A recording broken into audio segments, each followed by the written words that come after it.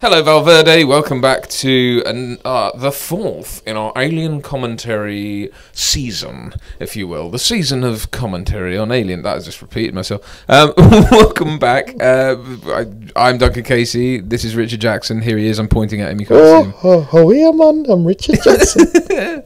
Yeah, engage Geordie accent. That's my normal voice. We are, yeah. This is the one I'm putting on. So today, yes, we are going to give you guys a commentary on Alien: The Resurrections, starring Sigourney Weaver and Dan Hiddy and Ron Perlman. Ron Perlman. Hellboy. And Winona Reader.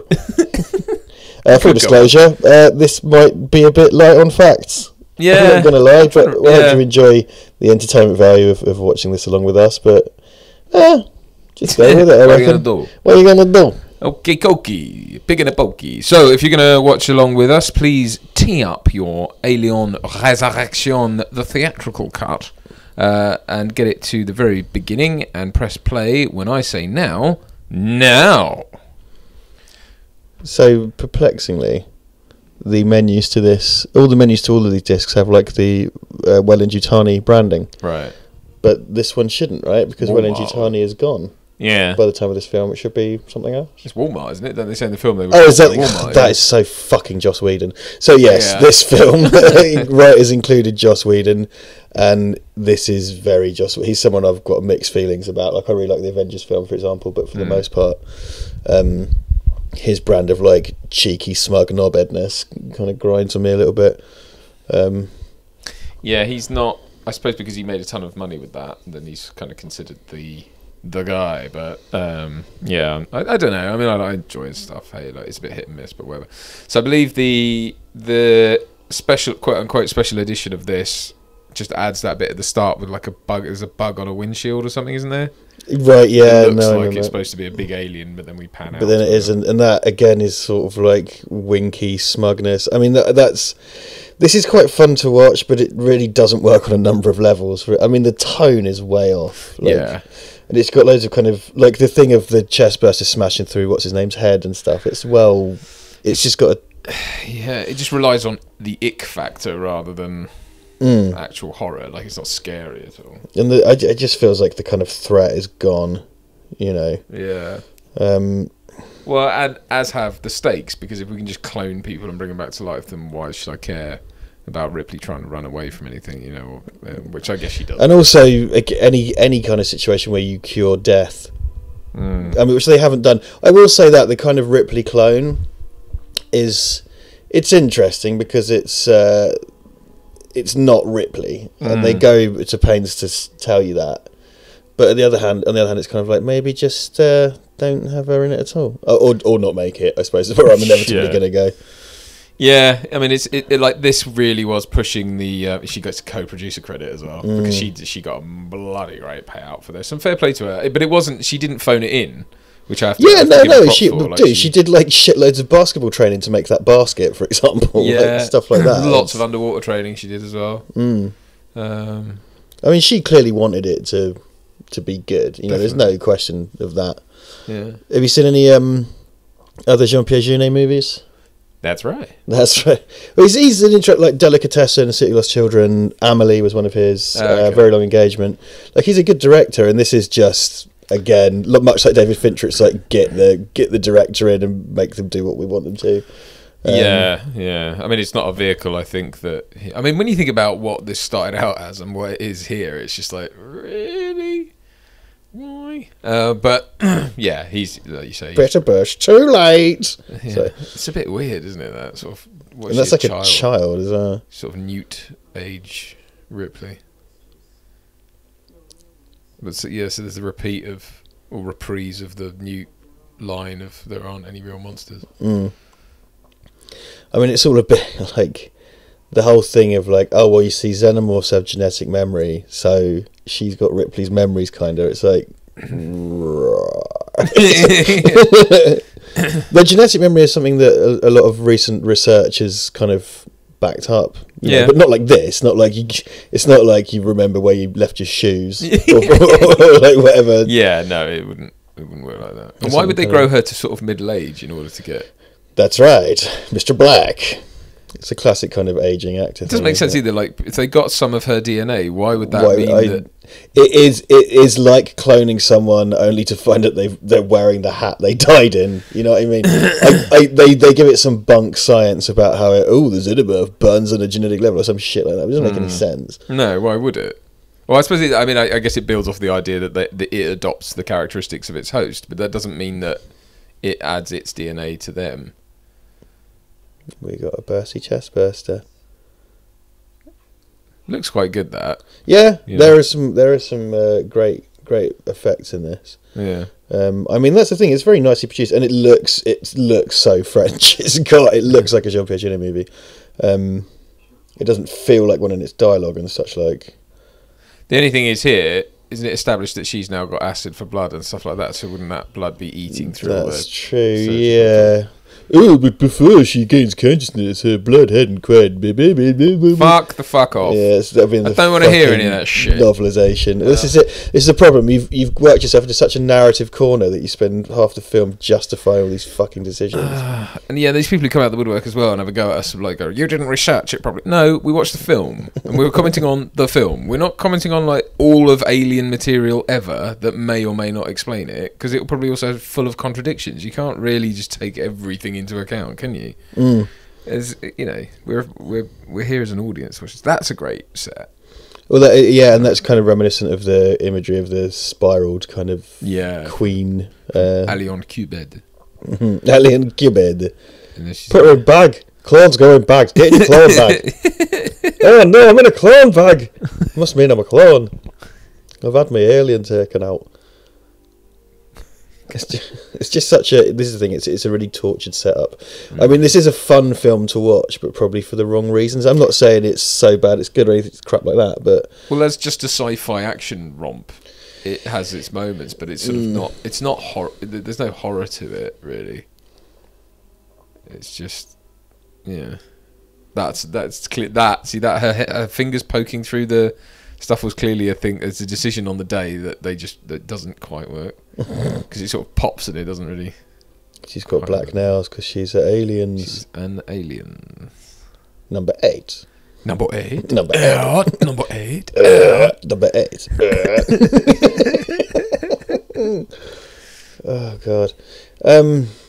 So yeah, good. I mean, we've got Brad Dourif, we've got Rob Perlman, we've got Dan Hedaya, got Winona Ryder. You know, it's a good cast. And Sigourney Weaver, of course. Yeah, of course. Kind of almost goes without saying. Yeah. I will say this in terms of the way she's. Sigourney Weaver has done a lot to create this character as an actor, and even just then, you can see on her face that this is not the person we know. She's very animalistic. She's obviously studied that sort of animal movement, and that's fair enough. That's all good. Like that's props to her. She's not phoning it in. She's going, no, I'm creating a new character. I'm doing something different. It's slightly kind of vampy and everything. Yeah. I mean, and she's doing very good work with ultimately something that is a very tortured setup to get us here. Yeah. It's frustrating that we then resort to things like, who do I have to fuck to get off this ship? It's like, what? That's not a very... It's not a Ripley thing to say or an alien thing to say, is it? It's a sexy xenomorph. I'll shoot you with me super soaker. Hello. Welcome aboard the whatever the fuck. I don't know, the Gunga. The Space Flight 300 or whatever. Because... you were saying earlier there's like some joke about it being Walmart that owns everything. Yeah. Which it does tie into the initial setup for Alien, because I think, like I said before, I think it was supposed to be like Leyland Yamaha or something. It was supposed to be a merger of real life companies. So why did they get away with it in this? To like say Walmart? Well, to sort of make, I don't know, because the thing is with Alien is they ended up having to use off-brand names, which created Weyland-Yutani. So to then barrel in with a real brand name like that is like... I mean, the Yamaha thing, so obviously Leyland at the time wasn't... Well, no, Leyland was around, of course it was in the 70s. So yeah, it was, and I think it's Ron Shusett says in the extras, like, the idea was the British Empire sort of got itself back on its feet, and British Leyland was like this massive going concern in space and whatever. Why would the Empire mean that one of our motor manufacturers suddenly gets back on its head. Well, I suppose it's global dominance, though, isn't it? Like it's yeah. But that's a misreading of what Leyland is to an empire, kind of. Yeah, well, whatever. British influence. Yeah. I think you'll find clackety clackety clack. I think you'll find we don't have much reverence for that kind of ballyhoo. Ballyhoo. Of course, I'm overacting now. Get me some dehydrated whiskey. Oh, Dan Hedaya. He keeps seeds in his bum chin. Well, he just pulls out a sesame seed and has a little munch on it. Om nom nom nom nom.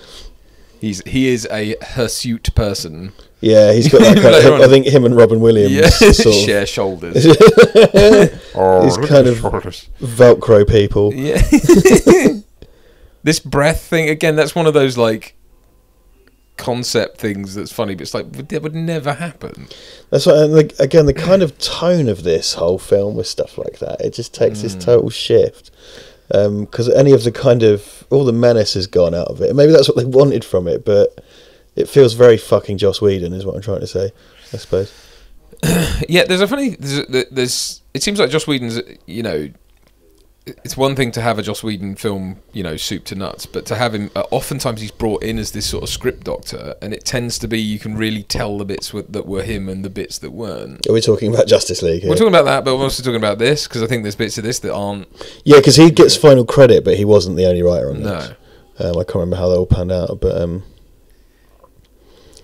La Lion.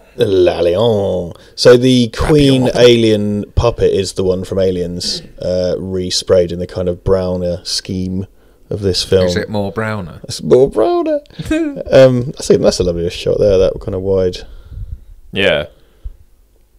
Like, there's a nice relationship between Brad Dourif and what's she called? Like Ripley 8 or something. I think there's an official name for the one whose further adventures never happened.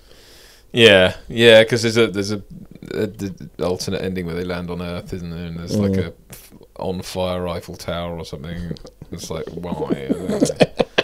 They land in Euro Disney. The whole point as well of showing my age there. We're calling it Euro Disney. The whole point as well of the original film and everything was to really set it in a place that was but alien to us. And it's like as soon as you put it on Earth, I think it just loses a lot of its. Well, I think as well, if you're talking about like, I think I used to have a novel called Aliens Earth Hive, which is about the alien invasion of Earth, or whatever. But the thing is, like with the xenomorph, if you put one egg on Earth, everyone's fucked. It's like everybody's fucked. Like you could stamp it out, but like, nah, mate, you're screwed. It's that I mean, it's that thing as well, isn't it, of it being a sort of virus essentially. This transfer is noisy as fuck. Yeah, like this really grainy.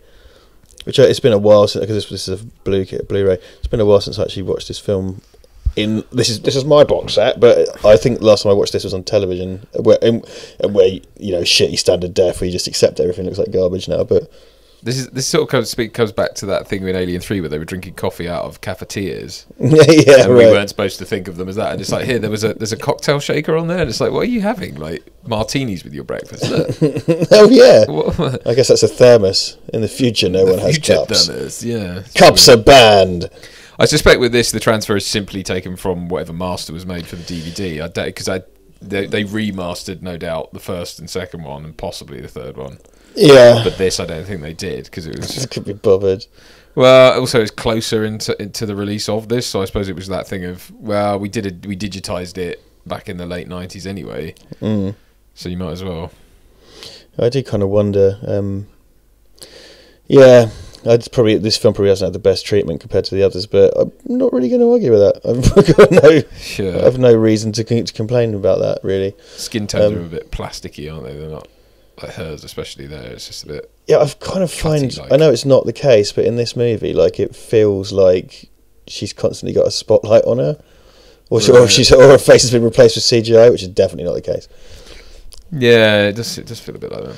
Ooh, it's us, a ragtag group of wisecracking space pirates, which is something that Joss Whedon's never written before ever, never will again. Welcome aboard the Betty. Oh, they still got PlayStation then, are they? Still be fucking relevant. Oh, it's Atom Zone.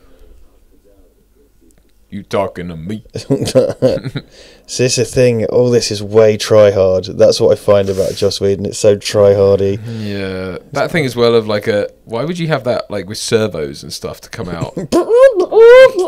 There's a much easier way to do that. I mean, fucking Travis Bickle makes it out of a drawer. You know what I mean? It's just about fucking IKEA cabinets. So some of the VFX in this were done by a chap called Pitoff. He was June's VFX guy, and he directed Catwoman. Say no more. Halance Barents, which is her full name. Hung, drawn, and quartered. He was I'm afraid you have to go to jail. Excuse me, did you direct Catwoman? Oh, yes, I did. I'm afraid you have to go to jail. I love this little bit of Ron Perlman there. He's like just does this sort of monkey ape thing with his. what a choice! That's such a weird choice, but it's typically Perlman. He's so great, isn't he? Yeah, he's very idiosyncratic as a performer. Yeah, and irreverential. Just couldn't give a fuck, mate. you want Perlman, that's what you get. This guy is obviously a Jeannot. Yeah, he's a Jeannot guy as well. He looks like Christophe Lambert washed on hot. Basically, it's like. Is that cruel? Yeah, it's cool. It's cool. Winona Ryder in full pixie mode. Yeah. I'm a pixie robot. Would you like shoplift that haircut? Boom. She's never lived that down. That's fucking ages ago. There's that thing, she was on stage with David Harbour. They get an award for Stranger Things, and she was just confused, stood there doing mad faces and shit. And yeah, because he was going off on one about punching people in the face or whatever. He had some shit. She was just going like, "What the fuck?" She was great in Stranger Things. Yeah, man. I got a lot of love for Winona, man. Yeah, absolutely. And like, she had her demons just like everyone else. There's no, fucking hell. Compared to some people, a bit of shoplifting, sure. Yeah, why not? Yeah. Like, have you seen Heathers? That's a good movie. No. Oh, Heathers is great with her and Christian Slater. Good black comedy. Good movie. Okay. Yeah, great movie. Fantastic movie. There it is. This isn't Pierce, but let's pretend it is. Just yeah. He's the guy who plays not a sheriff of Nottingham. The guy from Guy of Thingamajig. Guy of Gisborne. Jai of Gisborne. It's me, a guy of Gisborne. Don't know how I did that. What's it called? Fucking hell, Robin Hood, Prince of Thieves, which, despite what you might have heard, is shit. Always was shit. Featuring Morgan Freeman. Will continue to be shit. As a Saracen. Is it Saracen, Morgan Freeman? Is he a Saracen? Yeah, whatever, fine. Don't give a shit. I'm from the Cape of Africa. I'm Robin Hood from Nottingham. So he kind of does a British accent sometimes. Yeah. What is that about? Like every time same with Russell Crowe, it's just like, pick a fucking region.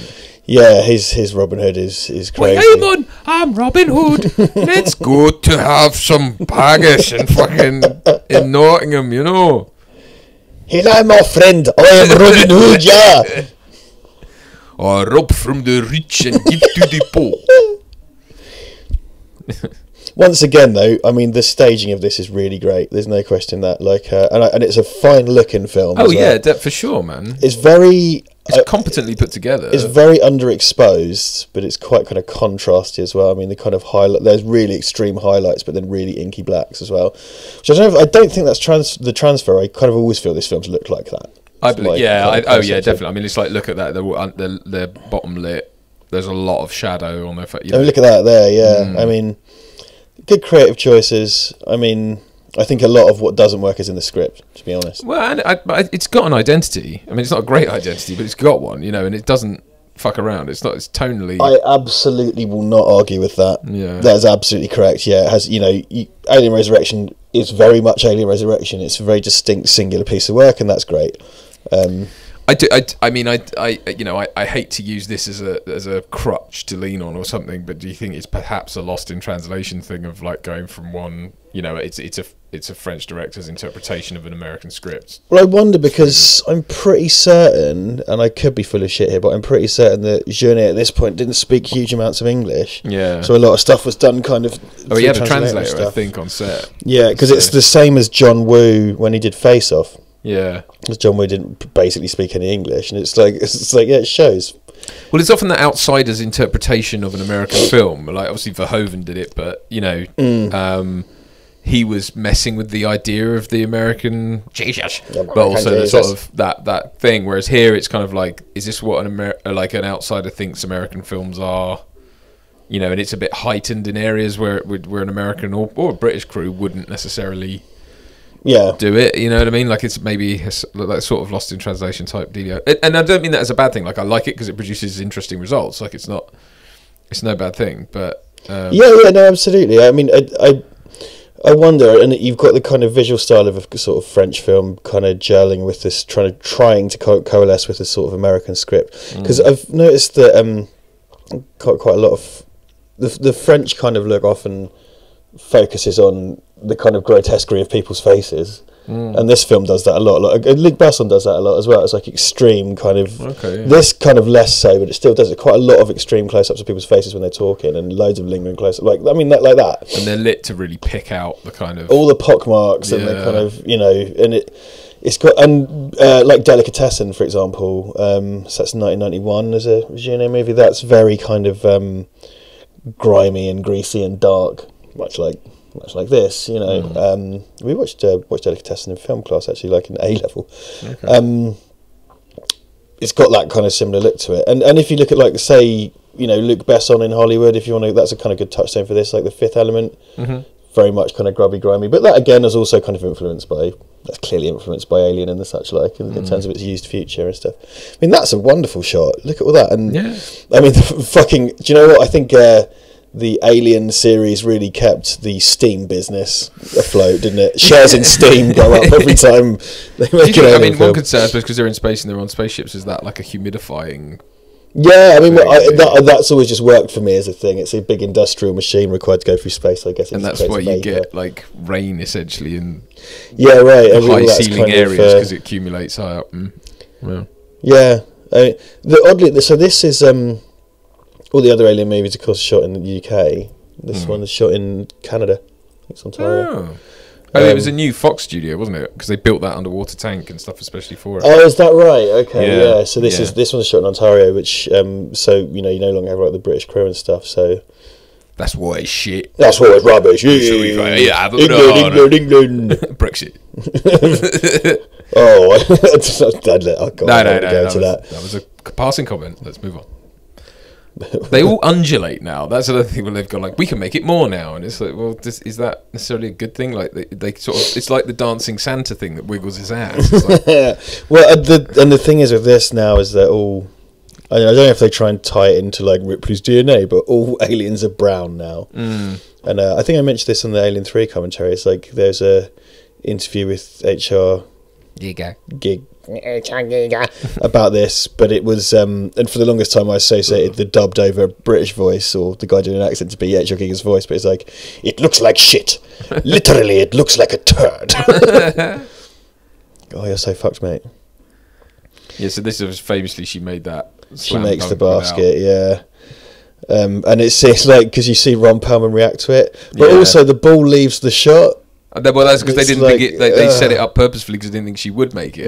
It's so the worst. She could throw it out of shot, out of frame, and then they could comp him one landing in the basket in the background. So I'm pretty certain Ron Perlman breaks character. He does, right? He's just like, holy fuck! He goes, shit! Like, I know, this is like, great. You just ruined that fucking shit.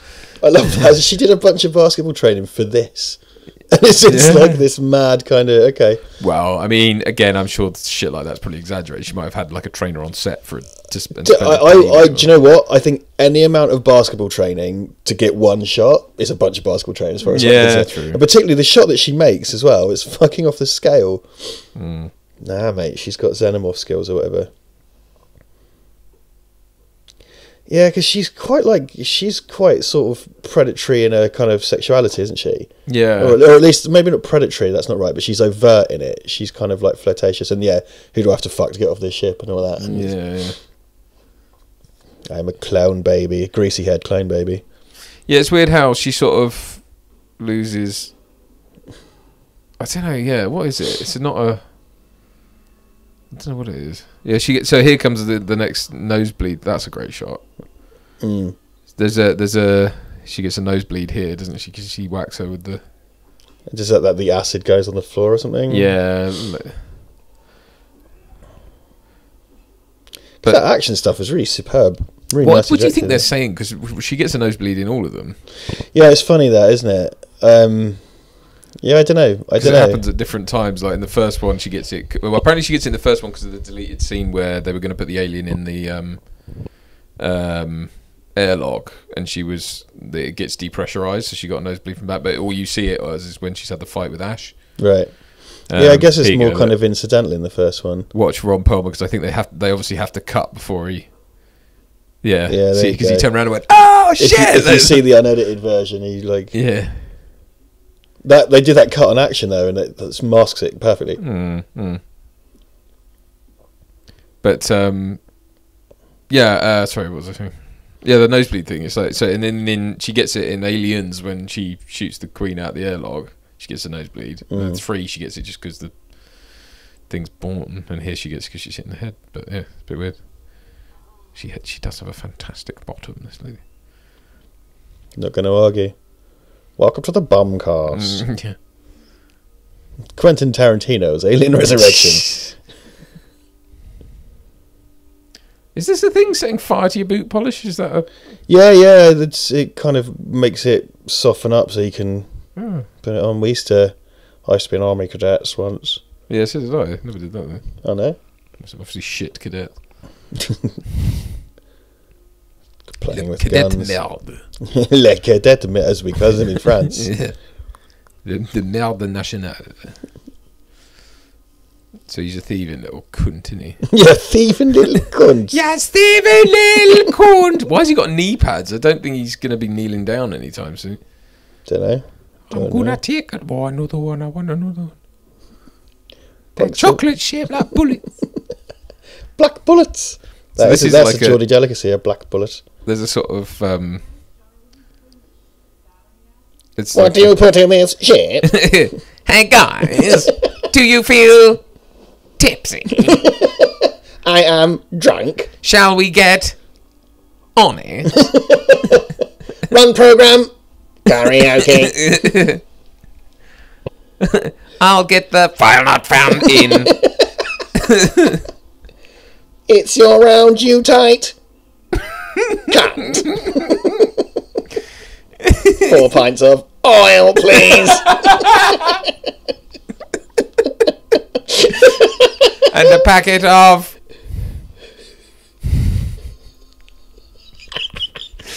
Bucket and spade, bucket and spade. I think these commentaries have just become an exploration of the robots. How far can we push a gag? See, the aliens look alright in this. They don't look very brown there. No, it's when you see the CGI ones mostly, I think. Yeah. So this is Gillis and Woodruff back again. And Chris Cunningham is involved in this, as I mentioned yesterday. So I say yesterday, that only counts if you're in the room with us. For Alien 3, Chris Cunningham did stuff. Chris Cunningham, of course, director of Rubber Johnny and many famous ads and Aphex Twin videos and shit. Did some stuff on this, and also extensive stuff on Judge Dredd, which we're going to commentary next, the 1995 Judge Dredd film. The good one. The best one, yeah. The best Judge Dredd film. That is sarcasm. Unfortunately, you have to say that on the internet. I do like because didn't like the alien excrete vapor in the first film. I seem to remember it doing that. Unless it's just vapor from the set, but I like the kind of the vapor coming out of it's kind of cool because it adds to its like alienness. But that design, it is very indistinct, and it's so extra slimy because it just feels like it's kind of a bit busy. Maybe I don't know. Yeah, they seem to have extended the fingers. They're really long fingers, don't they? For some reason, it feels like it's got a lot of texture, but you can't really see any detail. It just seems dark. I mean, that does look. I swear to God, they look well brown when it comes to CGI parts later, but they look very thin, and I suppose they look a bit more refined, but I don't know. She's got the boxing gloves on. So we're watching like QVC or something, are they? Space QVC. Richard Jackson's Garden fam. Nice.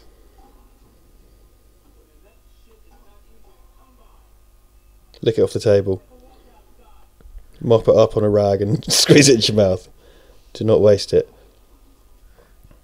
hit the camera. Do you think they know she's an android though? In this, is the idea that she's she's on the lam, isn't she? She's kind of hiding it from them. That's hiding it generally. On the lam. It was just no, it's right. Just that phrase. It's quite old-timey, isn't it? Like, always seems so sort of naughty. I'm going on the lam. I'm on the lam. You're running away because you didn't do the washing up or something. It's sort of like, was it like when Tony Curtis and Sidney Poitier are handcuffed together, they're on the lam. That's the era of being on the, I'm on the lam, see? Yeah. I'm going on the lam. On the lam. Ah, yeah, round me. See, like, alright, so she's got a key set of different, like, breath. Oh, which must be the grossest thing, by the way. Yeah, but, like, how does she get that? Like, what if they're biometric? What? Yeah, it's just she waited over Dan Heday's bed and collected his breath vapour.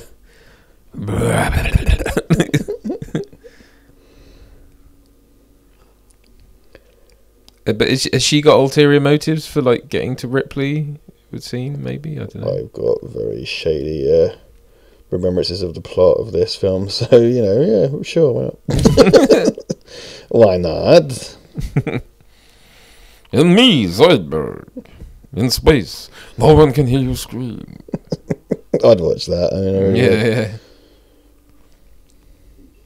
Put, like, just really sad depiction of, like, this guy can't afford anything. I have no weapons of any kind. I forgot my wallet.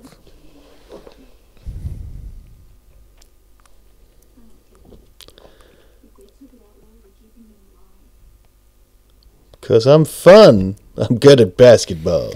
I'm a good time guy. They're putting back, like, they're getting the Harlem Globetrotters back together, but they're all dead.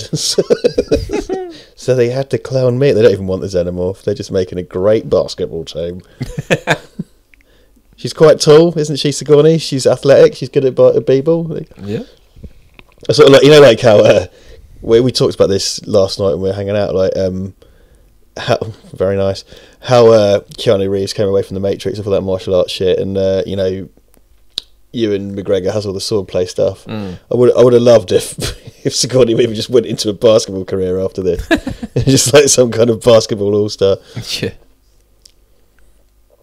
That's what is like CGI, steam or whatever coming, or composited.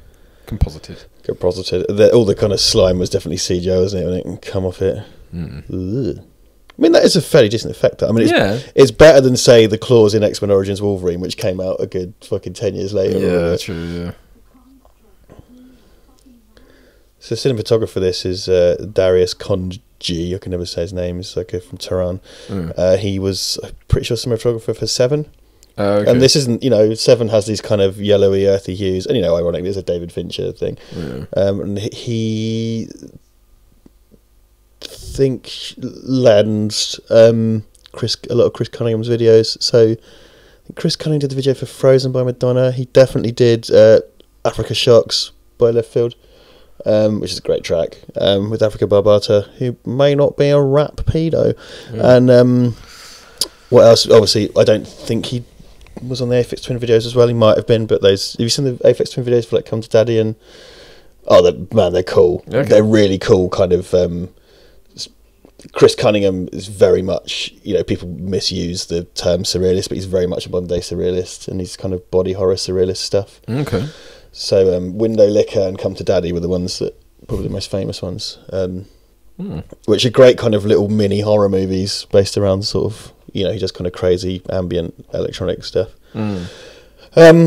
Yeah, so she does a lot of head movements and stuff like the alien. Like, she's really got the kind of, like, in that thing when she was kind of holding and she wasn't really looking at us, you could tell she was using some other sense to kind of get an idea. I like that, because obviously the alien doesn't have eyes, and so it's kind of like she's sort of tapping into whatever sixth sense.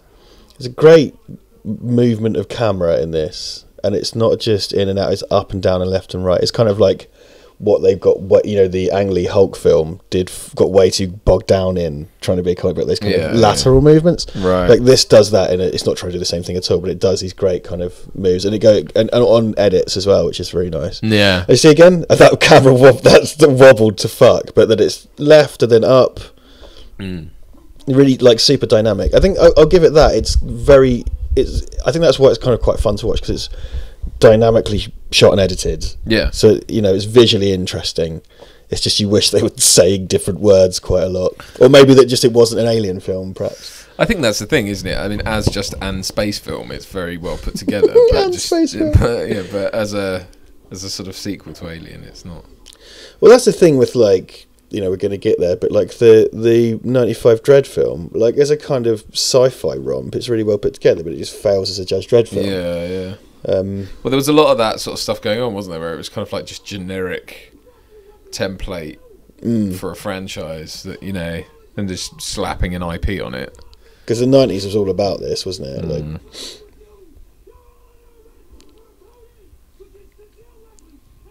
This just would never work. Those guns as well look really fake. That's what I mean. Like that does not have a place in an alien film. No. In like when stuff like that happens in, say, The Fifth Element, like the tone of that is wacky knockabout, and it's fine. Like in a alien film, even the breath thing, and like the dehydrated whiskey, like as a concept, fine. But like in an alien film, I mean, I'm not saying the technology couldn't exist. I think that they're getting away with a lot of it because they've jumped so far into the future now in this. So it's kind of like they're saying they can get away with all that sort of stuff. These two, two aliens that turn on the other one. Like, what's that one? The runt of the litter. Yeah, look, Keith, we're really sorry, but one of us has to go. No, not mind me. I've got a gammy leg, but that's not. You're not. Oi, don't be ableist, all right? Like, let's draw straws for it, mate. You're not pulling your weight, Keith. I'm sorry. We've made the decision. She's got that, like, I can tell what's going on. My clacker is vibrating. My clacker is twitching. Me click is twitching. Oh, mate. Oh, no. Nicole Kidman is Ripley. Why wouldn't they have figured that out, that the aliens, because they're made up of acid for blood, like that they could easily escape if they just did this? Yeah, it's not really something that they've given a lot of thought. Now it's logged. We've got a cold button. Yeah. They do it like cold. Oh my god, they've made their own xenomorph hole. Society's moved past xenomorph holes. Yeah, that's it. They finally they've got the great xenomorph hole fiasco of 2145 or whatever. Don't go in there, you tit. Yeah, fucking tut. Yeah, yes. Doesn't it like when it grabs his head and pulls him out? Well, he goes down the xenomorph hole. But he gets the kind of classic xenomorph treatment, and he's taken off to the nest and bound up instead of just having his head punched open or whatever. And then he ends up, he gets his head bitten off by that weird hybrid. It was a very cliched moment, but it was very nicely covered because that was probably about a second of that cutaway of the hand on his head, and then the reverse shot of his legs going down. It's very, very nicely covered, and the sense of movement and space and gravity is really good. The timing is very good in this. All the like, oh god, those are hairy. Look at that. I mean, they must have added hair. I mean, in post, he's like a gorilla. Like, look at him. Oh, come on now. I mean, him and Robin Williams are the great Hollywood gorillas, I guess, or bears, maybe. I don't know. Yeah. I mean, I've started to get that. When you get over 30, you hit that like second puberty where you start getting hair on your shoulders and shit. But not right. But not like that. Not like that, Dan Hedaya. Billy Connolly's like, I'm not sure what my body thinks is going to happen to me. That I'm going to need tons of ear hair to deal with. I forgot about this. Hasta la vista, baby. Comedy gruesome death. Kabla. They show a sort of, isn't it that they're extra intelligent because they've got her kind of... Yeah, it's a two-way kind of split in that they got... I'll tell you what we never got shown, which I'm sad about. So in The Fly, right, Jeff Goldblum absorbs the DNA of the fly. I mean, Where's the... Well, they actually, no, in the original Fly film, they There do is it, a because the fly with fly's a got a human head. Yeah. But they never did the reverse of a fly slowly, grotesquely turning into a human and hating it. Well, I gather in the Jeff Goldblum one. In the Jeff Goldblum version, it's not that there's two things. No, created, he absorbs it. Just, yeah, it's all one. I just want the reverse film, though. Yeah. I want to talk about... I think me and Brad are going to talk about The Fly 2, because The Fly 2 is a fucking underrated film. I want to see that. Yeah, it was on Netflix. It won't be now, because I want to watch it. But. It's directed by Chris Wallace, who did the Gremlins effects, I think, for Gremlins 2. Like, it's really good. There's loads of great stuff in it. Yeah, okay. It's not just contrarianism either. It's a good, fun watch. But anyway, that's another discussion. And of course, no, it's not as good as The Fly. I'm not mad. I like this bit because there's the CGI alien climbs in one of the things, doesn't it? And then he throws that grenade. There's that quite cool moment where he rolls the grenade down the gangplank. Yeah, right. Or the space gangplank. Spank. Spangplank. Spangplank. Oh, that's right. Fucking the computer's called Father, not Mother, because that's the opposite of Mother. Oh, Joss Whedon's clever. You really got it in for Joss Whedon. This is the thing, because I'd never liked Buffy and stuff like that. I always found it really fucking smug. Buffet. I really liked the Avengers, man, and I never watched Firefly either. But and the thing is, he's one of these people who has got fans, so I think the knives are going to be out for me. Yeah, well. That's kind of like the Duke Nukem shotgun with the handle. Oh, they kind of grip underneath. Yeah. I like that expanding door effect. It's kind of like a... Did we talk about the Robert Wise version of The Haunting recently? And there's a big expanding rubber door. To Event Horizon, I think. Was that the same right? thing happens in that, doesn't it? Okay, yeah. So you kind of hear it's similar, but the door's being smashed open. But get acid everywhere. They call it acid. It's like the sort of Swiss Army knife of MacGuffins. Right. Do you think? Why is there a door there? Bye. So all the xenomorph holes were replaced with those doors. With escape doors. Yeah. It's sort of like when you go to like one of those stately homes and it's got like the secret door in it. Yeah. We've got rid of the xenomorph holes, but we've reintroduced priest holes. Well, we had to put a secret door in. Like we put it in the fucking prison cell. Because why not? Why not? Did you ever play the video game with this on PlayStation? I did. I think I had it. Really decent, because you get that shotgun. It's like that was one of the first, like, actual dual analog first-person shooters in that both use both sticks, I believe, on consoles. And it was a good game. It was really solid, decent game. The Alien is, for the most part, Alien series done quite well. Yeah, from a distance there, that's kind of all right, isn't it? From a distance. There's jam everywhere.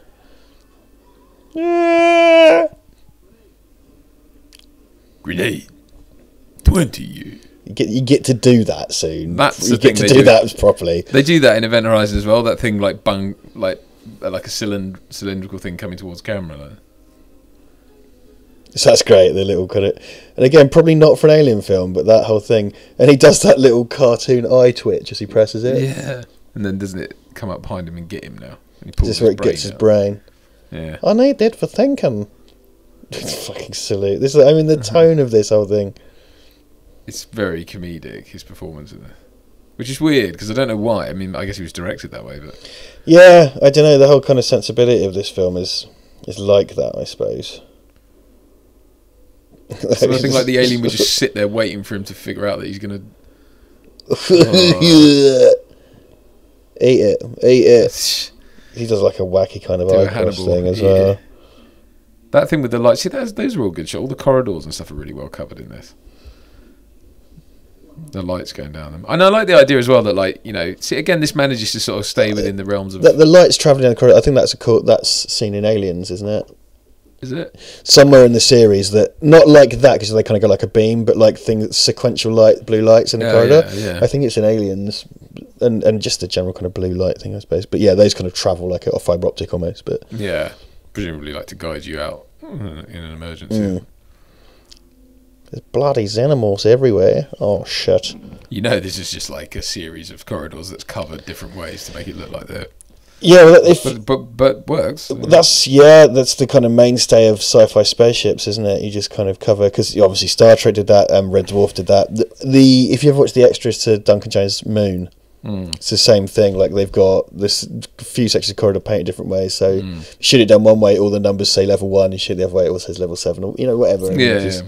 And of course mirrors as well, that's another old trick to extend corridors out. It is interesting seeing Event Horizon in the context of this coming out at the same time, pretty much, and it's like this does a better job, really, of covering that kind of mood. But then I assume this had a much bigger budget. But yeah, I don't know what the. Well, I mean, I'll find the dime value of this, shall I? I'll look that up. What the exact cost of this is? £12. £12.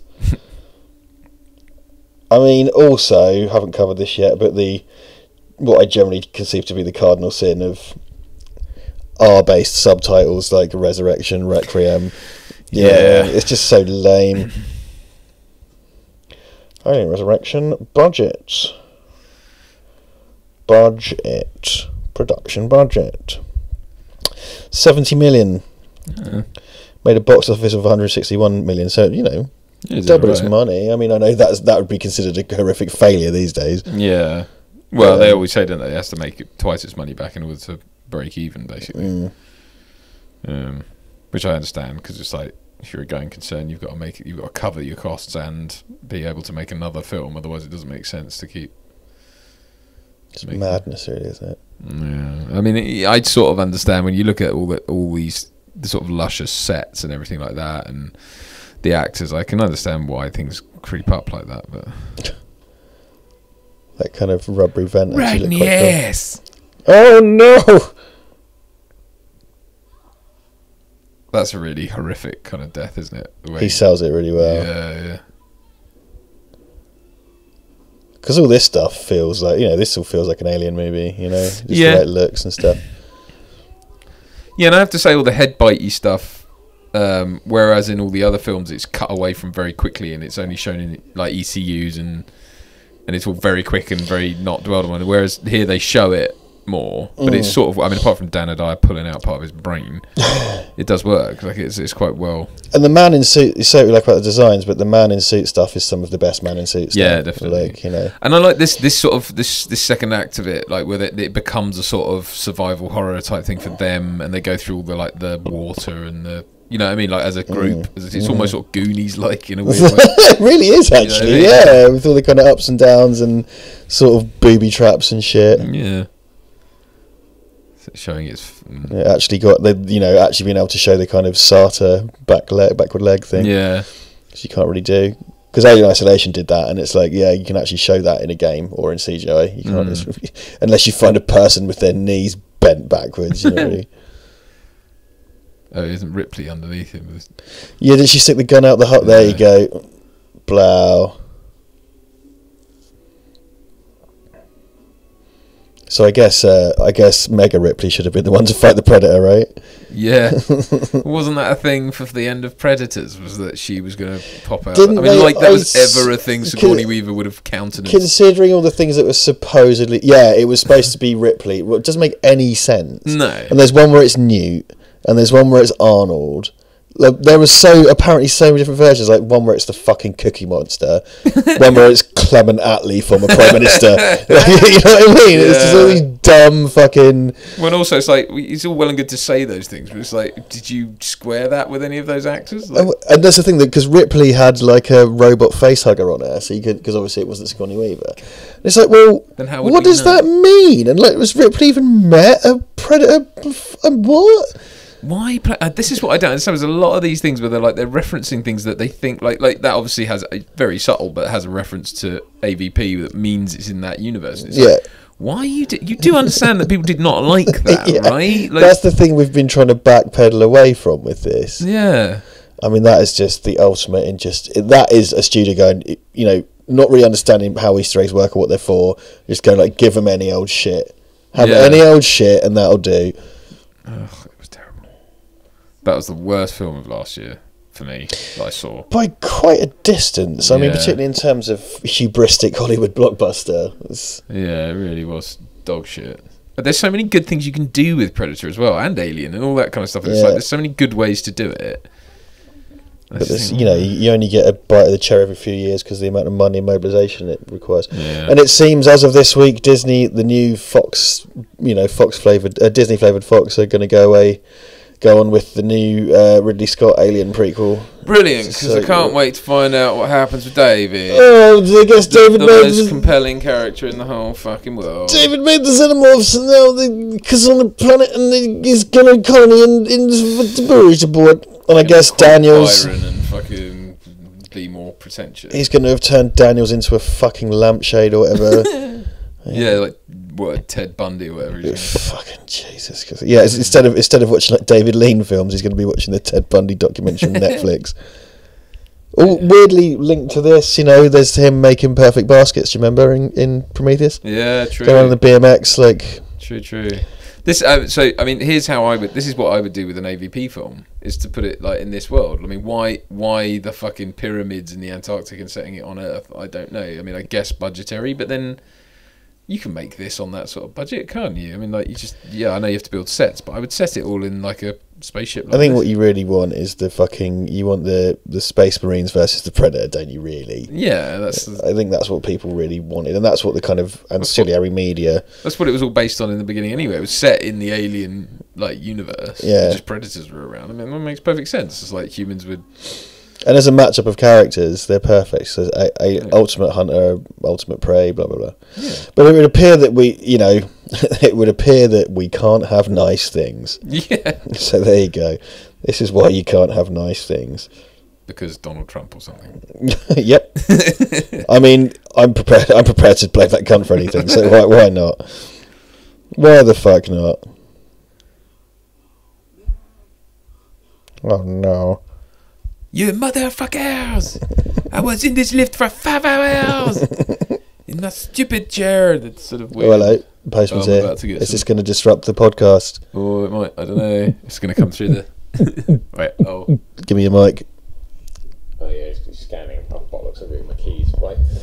Well, I mean, I'm certain that definitely during these, one of us has gone for a piss. So this is a way more dignified scenario. So... You're left with me for the moment to discuss Alien's Erection. Ron Perlman there, looking like Ron Perlman, man of the square gun. People say we don't do scene-to-scene commentary. There's a man sticking his finger up. There's a doorbell. Next few minutes, it's going to be pure scene-to-scene commentary. People looking, dreadlocks, that guy, Sigourney Weaver. I don't know what I'm doing, sorry. I don't know who's tuned out during this whole thing, but I feel like I've handled it well. Duncan, I'm handling it well. You're handling it very well. I'm not. I'm really not. What have we got? They're both for my wife. Oh, boo. Can't open it now. Oh, I thought one might be my new NATO strap for my wife, but it's not. Oh. No, fuck. Oh well. So Alien, yeah. Xenomorphs now, innit? To bet you don't get Amazon Prime in space. Dear one. And Ripley's got a parcel. Oh no, me parcel. I don't know what I'm doing. She's got same day delivery. Back there, it'd be like previous day delivery or something. Future. It arrived yesterday. Yeah, Ripley's got that kind of. I know it's not the most subtle thing, but like, she's got those kind of ribs around her shoulders that look like what the Xenomorph has. Yeah, I'm sorry, but that's a bit of an obvious costume decision to like. That her costume kind of mimics the alien design. It's like it also suggests that whoever Walmart are or whatever have just gone like, wouldn't it be good to give her a thematic costume? No, yeah. It's like, dude, guys, really? That's one of those things where you kind of, I think they thought it was more subtle than it is. Wasn't that long ago you were happy to have her in a fucking bag? Yeah. No, it's and it's a sort of custom-made leather outfit. And you're like, what? In space, that's not going to happen. I'd just put her back in a boiler suit from the first one. In space, no one can hear you style.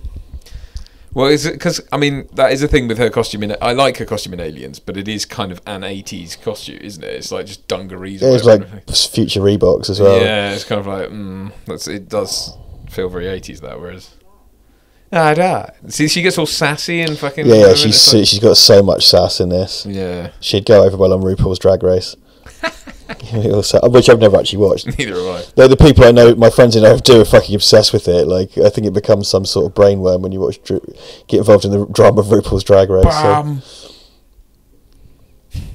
Doesn't she fall into the nest or something? She's like quizzically looking around. I know we'll get there, but did you know what's the fucking? I can't remember what it's called. Do you know the human-alien hybrid, notorious human-alien hybrid? I mean, oh no! Shut up! This is the lab scene, right? This is the That's right. I mean, this is the classic thing in movies. Kind of not well regarded movies. Is a thing where there's a scene that feels like it's from another better film. Yeah, and this is like an actual horror scene. I mean, it's fucking awful. Like this scene. Well, again, but it goes to the sort of tonal inconsistencies that are in here. That's what I mean. It's like the reveal scene in RoboCop, the remake, where it pulls the suit away. The whole tone of that feels like it's from another movie. Well, yeah, and it's like here, having had her just literally 2 minutes ago glibly saying I died, as if like I'm an immortal god now, and then it's like for her then to be upset at all these grotesqueries that were made trying to clone her. It's like, why? So. If you ever go to like these specimens look really realistic. Like if you ever go to a Hunterian museum or something like that, like the kind of what our science teacher used to call his pickled pets, it really looks quite like this. It's all kind of hair and teeth. That's fucking nasty. That is nasty. Yeah, they are sort of beautifully made. These things, even though they're grotesque, it's like the artwork here is very good. And again, it's like the Alien Covenant tries to sort of do this as well, doesn't it? And I don't think it does it as well in a weird way. I think some of the stuff's quite interesting, and I suppose it's a very different sort of scenario, but I sort of, yeah. Number 8. Number 8. Number 8? Yeah, I mean, that thing of Shaw does look really nasty, but... Yeah. Oh, you bastard! I'm number 5! Number 5 is not alive. Number 5 is not alive. Number 5, I'm Johnny 5. You fucking bastard. Fucking hell. Stephanie. Input, you bastard. Yeah. What was the villain in that? I used to think it was called Scroter, but he's not. It's called Scroder. Oh, I'm more of a fan of the second one, actually. I've watched that way more. I like, what's his name in it? He plays... This is fucking horrible. Oh, it's awful. They saw fit to give her hairy armpits, which is just even worse. Well, I don't imagine they'd bother shaving. I know. You got to imagine that. Put lipstick on her. Like, am I pretty now? She's so good at it. I mean, like, Sigourney's doing a horrific... And look, they've extracted something from her. Yeah. Oh, it's so fucked up. It's, I would imagine perhaps this is the stuff that Chris Cunningham was involved in. I don't know that, but it fits his MO. Although I don't think burning it to death would be the nicest it's thing. that, yeah, you kind of maybe cave her head in first. Like, Yeah. Because that as a creature, that design is fucking brilliant, and it's so well implemented. Oh, and then it with that added like the performative element from look at that boob. Her face is awful. This is what I mean. This whole bit is just like from another movie. Like, because it will be all wacky hijinks again in a minute.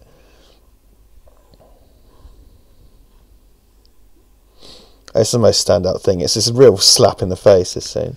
It's that, and it's also the sort of existential crisis she's now going through. Like, what the fuck am I? Why am I alive? Like, what is all this for? What am I fighting here exactly? Like, what the fuck?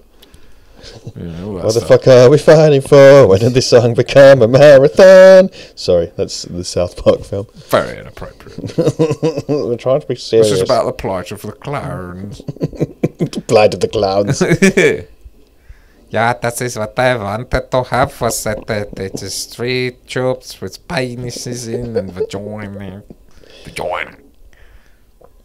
H.R. Giga here. Good eye. Good eye.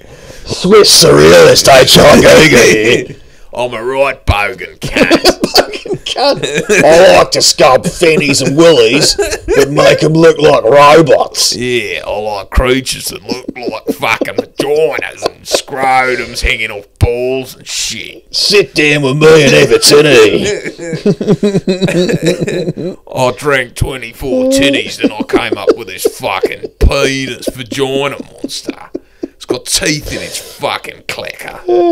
Teeth in its clacker.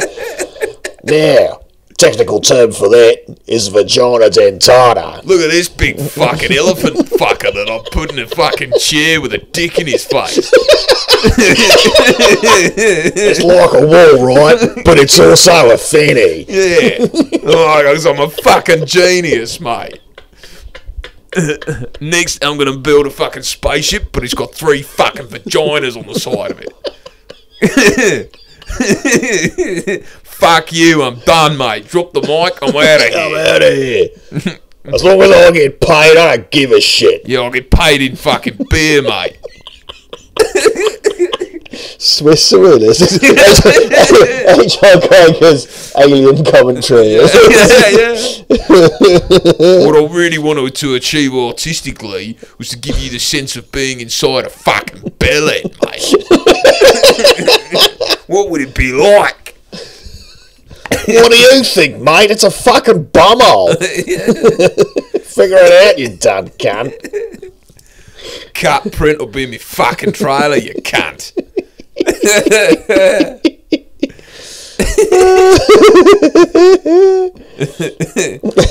you go. There's this week's H.R. Geiger themed tangent. Yeah, Australian accents. Dun dun dun.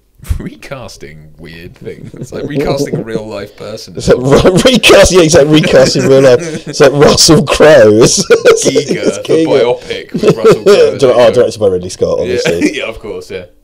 Well, I would call that Giga to please. Hey, like it. Like it. And title drop as well. Giga to please. Yeah.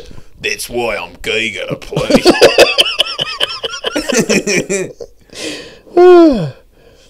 I mean, this is such a pill. If to watch this and like say Alien and Prometheus back to back, they're so tonally different. Yeah. I mean, it's to think that this and Prometheus are all in the sort of same universe, even though are they or aren't they? Or fuck off. I believe that that film really was an idea Ridley had that they wouldn't give him money for unless he made it an Alien prequel. Which it seems so ashamed to be an Alien film, and then fucking Alien Covenant goes the other way. Kind of. Well, it's got xenomorphs in it though. I know, but it's also got like those neomorphs, and that doesn't make any sense. Moomins. Moomins. They look like fucking moomins. I don't care what anyone says. And fingering. So much fingering. G'day, I'm David now. Well, he plays the Prometheus theme, doesn't he? Yeah. So he might as well be a title drop. I know that's the equivalent of the Rocky theme being played by that band in the film. That's why I made it, Alien Covenant. Yeah. The fucking Rocky thing. They What's play Covenant got to do with it as well? Like, why is that? I know it's the name of the ship, but who's got a covenant? Because religion. That's clever. Hello, everybody. I know who Byron is. Have you seen a David Lean film? Clever. that is how those felt to me. Hashtag clever. Oh well, books. I'm never going to get to work with Ridley Scott. Let's be honest, I was never going to. I like the scene when David turned to Daniels and said, I'm clever because I've read lots of books. Ones without pictures. And I watched Lawrence of Arabia. Well, except by accident he watched Lawrence of Arabia. Oh, the very high-end, high-budget David Lean porno.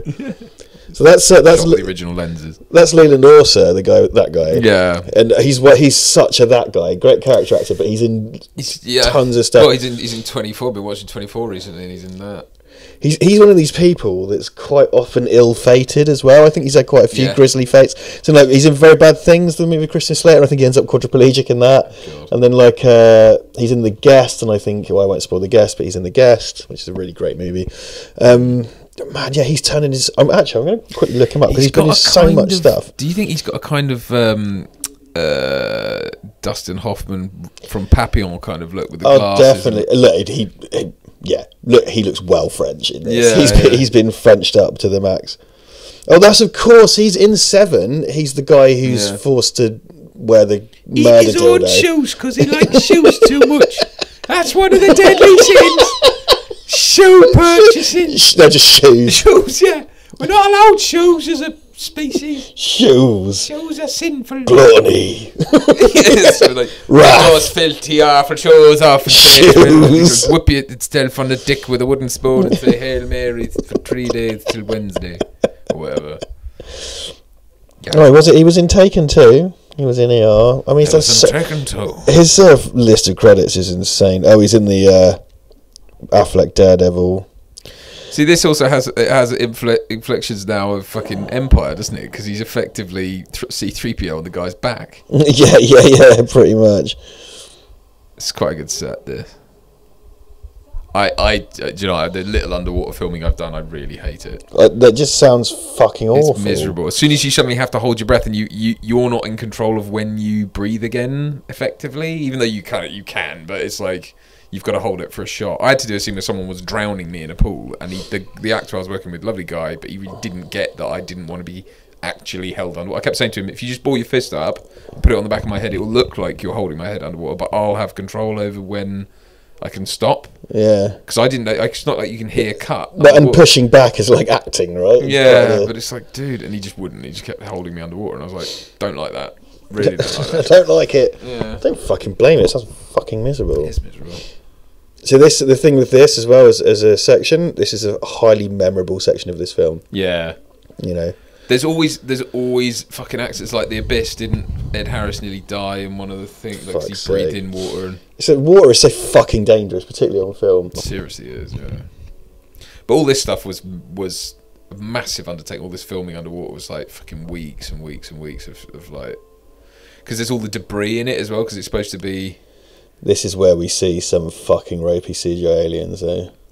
Yeah, I mean they're not, but for the time and everything, For I the think time, they but could be it's worse. still because I think showing the aliens swimming, it's kind of like, it's definitely, because it's supposed to be this insanely versatile creature, it's definitely something it could do. Yeah. I wonder if it's like because like one of Ed Neumeyer's things about the Robocop costume was like you should never see Robocop on a bicycle. Yeah. Because they just look daft. Yeah, but it makes sense for the alien in this. I think it works. It can survive in space. It can survive in a vacuum. Like it's versatile. I think the fact that it should be able to move around in liquid, it makes sense. I'm with it. There's that great shot of her when she gets dragged backwards in a minute as well, and it's just like screaming into the darkness as she's pulled back in the water, and that works quite well. And I like the choice to put debris and stuff floating around, even though I gather they all got really bad ear infections and shit. Cause it's like full of food. See, they look all right there, but it's when they get close. Though. Yeah, there's just this scene kind of starts to wrap up. Well, it looks better than I remember. I think one of the problems with it is their teeth, because their teeth look really fake when they grin. Yeah, I love that. Okay, I've got to say, this looks a yeah, definitely. This looks a fuck of a sight better than I remember, actually. Yeah. Credit where credit's due. I think it's alright. I think it's good. But again, see, filming all this thing, especially with an underwater set with a ceiling, if you're going to establish a ceiling in it, that means everyone in the set can't just go up and... Fuck that. You know what I mean? So they're all stuck down there with... I think how long each take... Yeah. They've got to fucking give them air and area. I mean, fucking hell. That's why it takes so bloody long to do all this stuff. And storyboarding it must be a fucking pain in the ass as well. Yeah. That's it. Yes. There's always stories as well of like, oh, they didn't get the regulator in my mouth and I got a load of water, or... See, that's a nice shot with the camera turning, the angle turning in it in slow-mo and out of focus. And bye. Yeah. Yeah, and her reaction here is really like... Because again, that's a good way of putting us inside Ripley's head of like, how does she feel about that? I don't think she gives a fuck one way or the other, does she? That's quite sinister, that shot. Yeah. See, this guy, I can't remember his name, that actor, he's in so much stuff. So much stuff, man. He's usually like a Marine. Or he's in Under Siege, isn't he? Yeah, he's very typecast as kind of Marines or... Get my pies out of the oven. Members of teams, he usually is. He doesn't say that, obviously. That's what Seagal says. Oh no, it's covered in membrane. Insane in the membrane, if you will. Insane in the brain. But this is now somehow a trap, isn't it? Because they come up and there's loads of eggs in there, and it's like, what? The aliens thought humans would do that. Well, I guess they kind of got herded that way by the other... Yeah, I suppose. So much vapour. Ooh. It looks like a bunch of bollocks, mate. I made it look like a bollock. But who put those there? Because there's no queen there. So what? Well, unless the drones carry them about. Like, but then the queen in this is shown to have a womb and stuff, isn't she? Oh yeah, that's right. So who the fuck laid that? Oh, I did. Me, H.R. Giger, I fucking shed him out. I shed him out my dick myself. I came over from Switzerland. Who put these eggs here? I fucking made them, didn't I? Oh, Statham. Oh yeah, I forget she gets face hugged in this. I guess she's strong enough to just rip it off. Yeah, she's one of them now. She can. No, this has been such an effective effect since day one. Like the articulation of face like a puppets and stuff. And such a horrible like taps into like that primal fear of sort of spiders and stuff, and crabs or whatever. What would happen if my disdain for seafood, personally. What would happen if a face hugged an alien? I wonder. Oh man, the human would come out. David would come out. David would come out. Books. The circle of life is complete. Das Reingeld.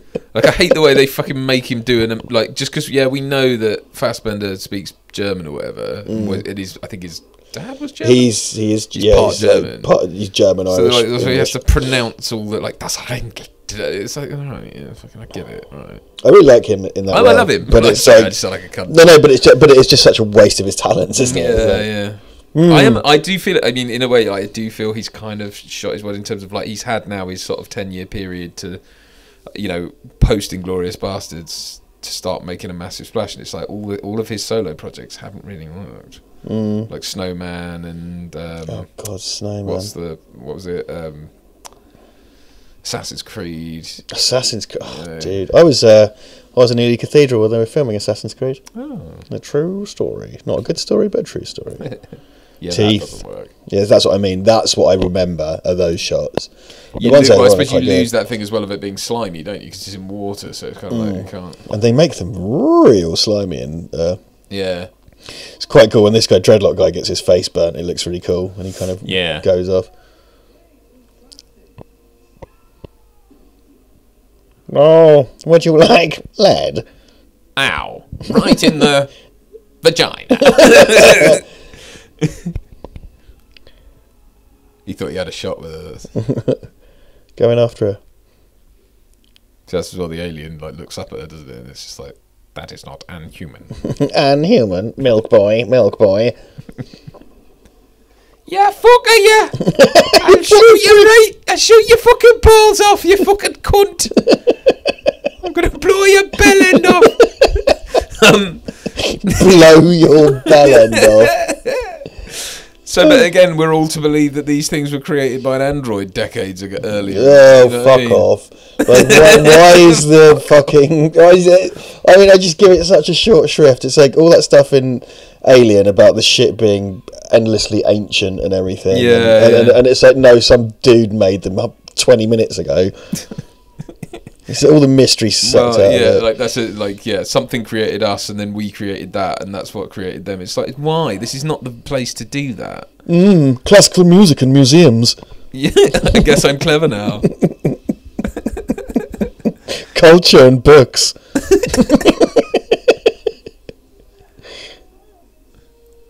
My face. See, that's a nice because that was an alien spitting acid, wasn't it? Yeah, which is something that comes from 3. Alien 3. Yeah. Which I'm not mad about because I find that a bit too much. You know. Well, it implies that what did it do? Bite its own cheek? Yeah, it could be. Just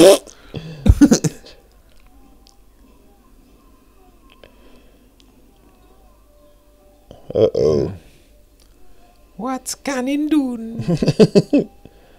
Oh no, he's gonna bite in Tadger's off. What's a Tadger? I don't know. Not me, Val. I made that up, did I? That's Tadger, that's what I meant to say. I've had Tadger used.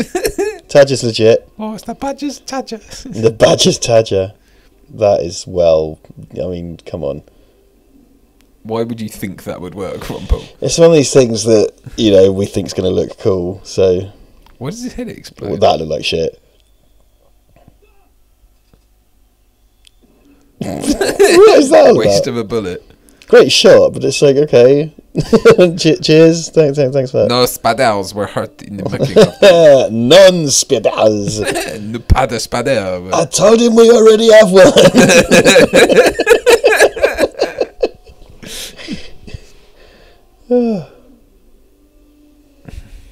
Just kick it off your boot, mate. Let's see. That all looks really good. Oh, the sparks and stuff. Yeah, no, it works. I mean, all this stuff works. But again, is it an alien-looking thing? No, well, this is the thing. As sci-fi film 1724, yeah. It's great. And all the strobe lighting is very Event Horizon, actually. That sort of thing. They did that a lot then, didn't they, in the late 90s? There was a lot of strobe light. Yeah. But it works. Like, it does look good. Like, all this stuff is great. There's just so much going on here, because you've got the strobe lights, you've got the sparks, you've got the steam, you've got all the kind of practical lights, you've got the satellites. Yeah. I mean, once he's underwater, he just needs to unhook his foot from the alien, right? I mean, it's shown as this huge sacrifice, but it's a bit like, it wasn't really necessary, was it? I mean, he might as well have fallen onto a trampoline. It's not as if... He probably did. Underwater just trampoline. boring, comes straight back up again. Can he not also cut himself up and just, like, grabbed hold of the ladder and... I don't know. Yeah. Just have a bit of a... He just didn't want it. He had a beautiful face. He didn't want to. Yeah, exactly. He's so vain. How did she get there as well? Like, if there was another way to get there from under the water, why didn't they do that? Milk. Do you like me? Would you like a rescue? She stopped off in the galley on the way to put some more milk in. It's got like a little valve on the top of her head. She just pours a jug of milk into it. The top of her head lifts up like a lid. It's got one of the... You remember when Crichton opens his head and he's got the little rod, like when you open a car bonnet, to prop it open, put your milk in. No, she's more advanced. She's got gas struts that stays up, like the bonnet of a premium car. See, I kind of referenced it earlier. Her and Ripley get these kind of flat circular lights in their faces a lot, and that's not a best example, but for example, when Ripley went into the lab, you could see reflecting in her eyes, they're lighting up a ring light, they look like glamour shots, they look like kind of model that's right. shots. I wonder if they're doing that because they're not real people, like people are shown that way, but because those two aren't. Yeah, very true. It could be milk. It totally could be that, because when she enters the lab, she's got that kind of ring light thing. Yeah, they're obviously holding up to and it's a kind of modelling photography thing, or like a pop video thing quite often. Sure. Yeah, I think you might be right, actually. Yeah, maybe that's done to sort of mark them out as non-human. Yeah, who knows? Subtly. Yeah, because he's still very haggard, but then he's quite a haggard-looking guy. He's Tuco in Breaking Bad, isn't he? Oh, is he? Yeah, he's fucking hilarious in that. That's another... Like, strung-out meth dealer. I think this and the first one are the only time they're referred to as robots. Robot? Oh, robot? He's a goddamn robot. He's so great at that manic energy, and he doesn't get to do it enough. Like, he does it in Breaking Bad. He's menacing as fuck, because he's got that kind of, like, fuck, man! He's, like, all, like, fucking high and manic. And then, like, but he's, like, most of the time he has to play, like, soldiers, so he's sort of stoic. And he's good at that, too. He's a good actor, man. He's a really good actor. But it's just Tell you what, he's never been short of work, at least. No, good on him. He's been in so much. I mean, that's one of those things you sort of go, like, would I want to be a megastar leading man? But effectively every movie that comes out could be my last, because if it doesn't work, like, I'm just going to end up in the doldrums. Or do I want to be the guy who just works consistently for 30 years and is in everything but isn't on any of the posters? That's it. It's no good, like, being in the world's biggest movie 30 years ago and then nothing else. Yeah. So Payday might be good, I guess, but... Burned your modem. 56k modem. Yeah, what she did was, when she went off the grid, is she kept using different month free trials from AOL to get online, and then she just signed up with a different name. But you always knew she was around because you couldn't use the phone. That's why they burnt their modems. They kept getting caught. Able to pick up the phone. It was everywhere she went, someone's mum was trying to use the phone. That's how they got rumbled. Like, Winona's around. Robo-Bible. Would you like salvation? Clearwater Revival. Look at her eyes. Just the ring lights. That's it. I need a pee. It's under a mole. I know. It comes out like a... How does she tuck that back in? Yeah, good point. I'm going for a wee now. That looks great. Bye. All right, I'm going to be left alone again. Oh, it's off. The mic's off. So Duncan just left the room doing PJ and Duncan, which shows our age. A lot of you probably won't even know what that is, and that's for the best, frankly. A PJ and Duncanless world may well be a better one. I don't know. So I don't know. This is I'm kind of curious about the kind of ring light thing, because it's got a strange. It looks a lot like, say, a perfume advert or an aftershave advert, because they do that quite a lot, and it's an odd thing. And as Duncan said, maybe it's to pick them out as not being quite human. I don't know. It's an interesting choice. It's not a particularly glaring one or anything. Oh, lighting glaring. Oh. And old Leland's about to pop and spray xenomorph everywhere.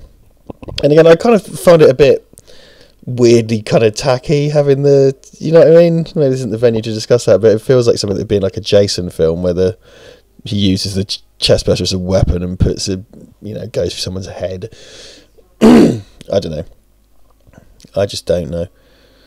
This has got that kind of strange. That is the only time that touches on the kind of ecclesiastical thing, I guess, is with that Bible. Whereas we talked in Alien 3, there's a whole kind of cathedral kind of church vibe to it, because it's about monks and stuff like that. And getting into this model stuff, it's kind of reminiscent of the first movie. I think the kind of this, very much so, this cockpit, but also the way the craft is kind of suspended in a void.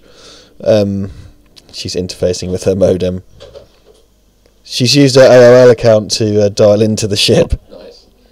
Well, I think it's my turn for a pish, so you went for it. Oh, okay. Hello, everyone. Welcome back to Tandem P here at Val Verde. We have been on the waters today, which is quite good. We're hydrating, so that's good. Where did Richard leave off? I heard him say ecclesiastical, so there's that. Religious imagery. What is that about religious imagery in horror films? That is a thing that's very prevalent, and I don't know if it's supposed to stir up some kind of what would you say, some sort of innate fear we have of hell or death or something, or maybe that's sort of biblical things. I don't know. Oh yeah, so Winona speaks to him, so he goes, asshole. No, that's the thing I don't like. She says, all aliens please go to the thing. And that's like the first time anyone. Does anyone call them aliens in the other films? No, I don't think they're ever really. They could get, obviously, aliens. They call them xenomorphs, but I don't think anyone. Does anyone say anyone? Maybe they do. I don't know. Someone will correct me right now. Who's got the convenience of time and access to the internet? Which, of course, I don't have. Well, I have the internet, but anyway. All that snot that's inside of it. They've kind of gone one extra with the androids, haven't they? And kind of put all that kind of gloopy gunk in them, which is quite good actually in a way, because it's quite, those are the ring lights that Rich was talking about in her eyes. Candles in the background though, that's another thing from Alien 3, which is like, well, who lit those? Why are there candles there apart from for atmosphere? But that's but this bit is it's the kind of calm before the storm stuff, isn't it? There's always this moment of like quiet and reflectiveness, and somewhat to have gone in there and lit all those candles though, I think is a frivolous waste of time. I mean, the Yankee candle shop's very happy right now. Yeah. They probably went down Lush and got some bath bombs as well. I wonder if they're baby powder flavour.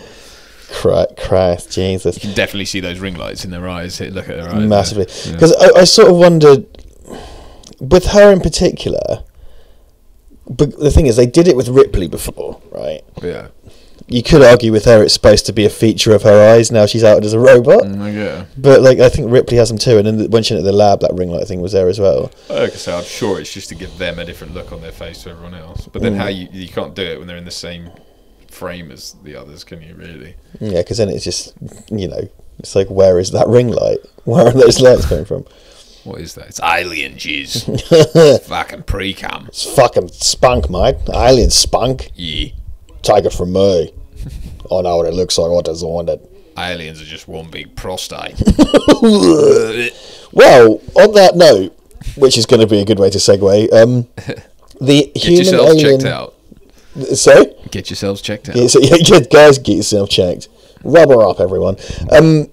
The alien-human hybrid had an enormous vagina on it that they had to then digitally remove, which is sort of like, fucking hell, guys, because it had basically a massive fanny with a big clit on it, which is like, okay, as imagery though, it kind of plays into everything we've seen with the Alien, and normally there's a lot of there's been a mixture of male and female genitalia in those designs.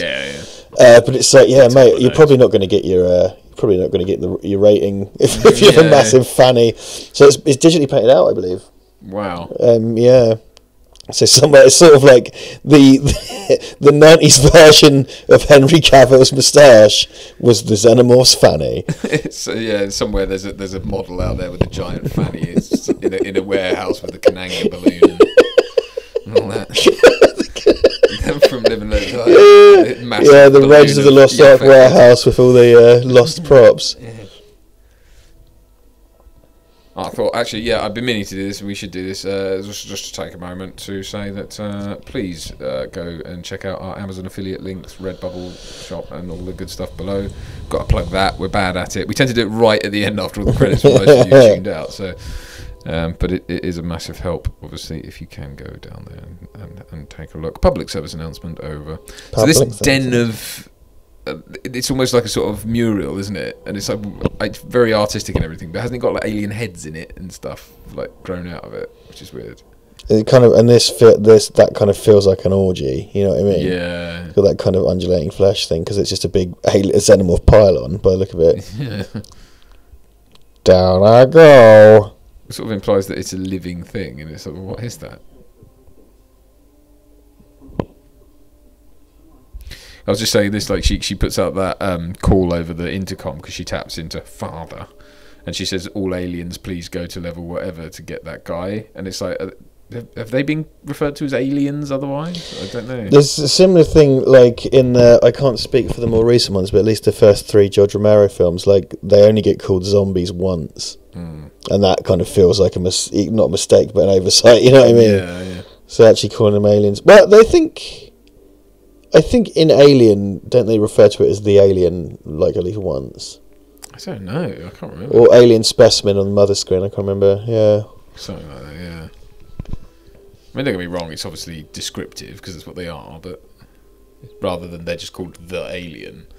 Because when you think about it, it's like, well, there's tons of different aliens and stuff. That bit of score sounded like Austin Powers too. Yeah, that's true. Dun, dun, dun. Yeah, and the first one. Yes, of course, yeah. The Evil Corp or whatever. We come to my number 2 man. His name, number 2. Robert Wagner. Yeah, or Rob Lowe in the past. Yeah. He's really good at being Robert Wagner, it turns out. Yeah. That's my favourite bit is that when he's like, "Get them number 2," and he's like, "No. I've had enough of you pushing me around." And he's like cries. It's so brilliant. I like Will Ferrell in that as Mustafa. Yeah. My legs are very badly broken. You shot me. You shot me right in the arm. It smells of almonds. That is not good. This fucking guy.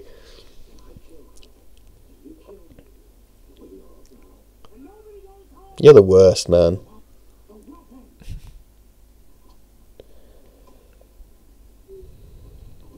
I'm a bit unclear as to what this universe is actually like outside of the ship. You know what I mean? Because in the last 200 years, things have gone wacky. It's just not a universe that should be overexplored, really. I mean, that's the thing, isn't it? I mean, like, the whole point of the first one was it was hard, it was intangible. We were in a specific sort of place in time and space, and then it was like, you know, and we can infer lots of stuff and all that. But the more you show, the less you can sort of gather. You know, it's all just fucking. Oh, this bit's silly. There's a lot of that shown in this as well. People sort of surviving fatal injuries beyond what they should. Well, this whole way he walks and stuff and gets shot. And I say, it's like this feels like something from a Friday the 13th movie. Yeah. You know what I mean? Like he should not. Why has he got superpowers now? He's going to die. Yeah. It's so dumb. Like, look at this. Like, he's genuinely like super powered. Yeah. Looks like Dan Hedaya pulling his brain out and stuff. Yeah. And the fact that it would punch through his head. It goes down his throat, which implies it's in his esophagus. Like how? Yeah, that didn't go very far down his esophagus either, did it? So silly. He's sort of shooting everything but the alien. And he just falls over and he goes, "Yeah, ow!" I mean, it's the kind of endemic dumbness of this film. And there's Brad Dourif. Good old Brad Dourif. Brad Dourif has been, well, I say replaced is strong, but he was replaced by, in the new Chucky remake, he's been replaced by Mark Hamill. No. So there are worse people to be fucking replaced by. Like, True. You know what I mean? Very true. But why? What's happened to Brad Dourif? Like, why can't you get? Well, yeah, I just guess he wasn't asked back because the new Chucky's a robot. It's not like really? a cursed. Yeah, because like Brad Dourif played the guy that possesses Chucky and everything in the first one, but then like now the new one's a robot. It was like, software in cyberspace. It went weird. CRS systems. Go fuck your mother. So much pooey tones. So yeah, this is the same puppet repainted for the purposes of this film, which is fair enough because shit, why make another one, right? So it's got that. Fair enough. I'm surprised it lasted that long. I mean, that's pretty good going. It's what 10 years. 10, 11 years in storage. Just had a lick of paint to kind of match this. Let's say the earthier tones of this. So yeah, this queen has a womb. Yeah. And then the kind of human alien hybrid comes out, which again originally had a massive vag on it, which presumably was hinting at the fact that it too could give birth. Yeah. But how would it would have to get impregnated by something? I don't want to think of it. by a xenomorph drone's head, presumably. Because this is sort of female. It's a weird. Well, I suppose in a weird way, and I can't not to go down this fucking route, but it's like it's a sort of it's females reproducing without males, isn't it? In a weird way. Yeah, asexual reproduction. Yeah, because she's born pregnant. I guess the alien queen. Yeah. They don't like impregnate, do they? This thing has a vagina. This design is not good. No, it's a show. Giving it eyes doesn't work. It really doesn't, and the way its kind of nose bone twitches as well. Yeah.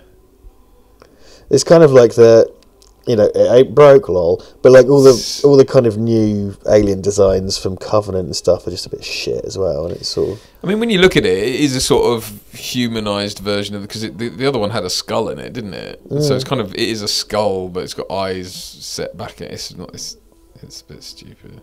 It's not beautiful, Brad Dourif. Yeah. Why has Brad Dourif suddenly gone insane, and like loves them for some reason? That's got saggy tits. Oh yes, it has, hasn't it? Like spaniels here, like Winston's Look at here. the fucking state of it. And then it just bishes its head off, doesn't it? He goes, have it.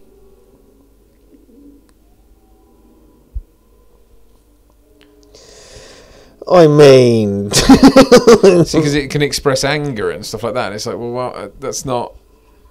the whole point of the aliens is they're non-expressive, except for their mouth. Like, they can... I mean, this is the point at which this film really shits the bed. Yeah. It's just this goes off the deep end here. I mean, everything. I think actually maybe it was Giga that was talking about... Maybe he meant this looked like a turd when he was saying that. I don't know. Maybe. I mean, he's not wrong. No. Kind of... If you put Skeletor and a turd in a telepod, you'd get that out the other end. The way its head goes into its back and stuff. Yeah. It's just this really ungainly, ugly design. Well, it's sort of like one of her clones, isn't it? But with an alien instead. I smell your fart, man. Have you fought with Ripley? Me. You should have had a giant. I mean, it's one of those things where it's sort of like the sound design of it and everything, and the kind of the execution of it is fine, but the look just isn't in keeping. Like you say, the tongue as well. I forgot about that. The tone doesn't work.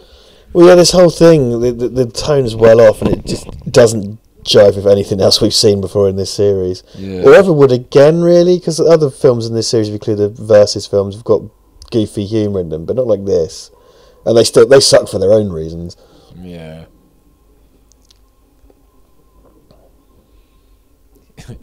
I'm encased in snot. I think. I hope. Doesn't matter. Don't worry about it. Oh yeah. Eat Brad Dourif's brain to get all his memories. And also, he's eating people. I mean, that's so basic. To what end?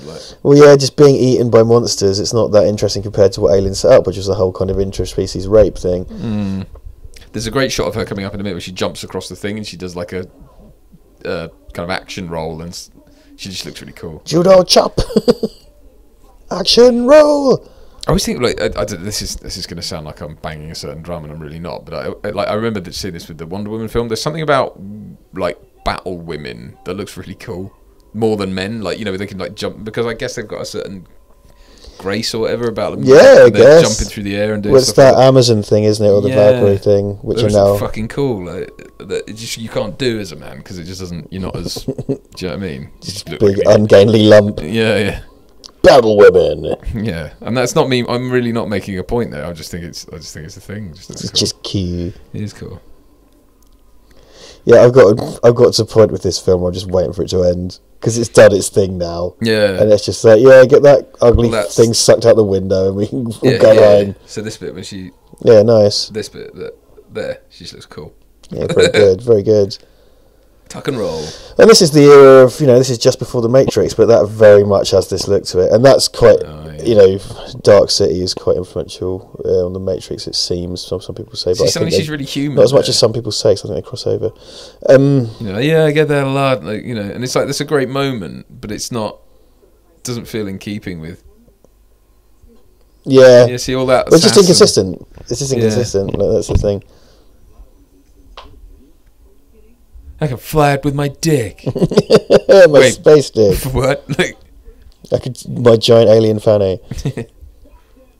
They cloned her with a giant penis. Because I wanted it to be. So this is another retread of the whole thing of like they get out of there in the ship, but the alien got on the ship, right? Because the door wasn't shut properly. Yeah, like which they're still doing as of Alien Covenant. Yeah, fuck. Oh, fuck's sake. For fuck's sake. I mean, because it's alien human hybrid, maybe it should have put some of their clothes on and just a big moustache. Oh, good, Keith made it. Quickly, Keith, take your seat. Keith, do you want to put a fresh pot of coffee on, mate? Yeah. Just eats the coffee pot. Around. All right, Keith, fuck's sake. Keith, why are you eating my brains, Keith? I need those. This is Keith, right? Must be. Looks like he's wearing Keith's hat, so... I love the way it handily shuts the door for her. Like it knows to do that so that no one will come looking for her. And again, it's that sort of thing of Aliens where the Queen gets Bishop, right? So here it's getting the android. Queen to Bishop 4. Bishop 2. Chess, museums, books. Clever things. Clever. Yeah, and it's the escape thing with the big ship about to blow up stuff. It's all those things we've seen before, but this time it's silly.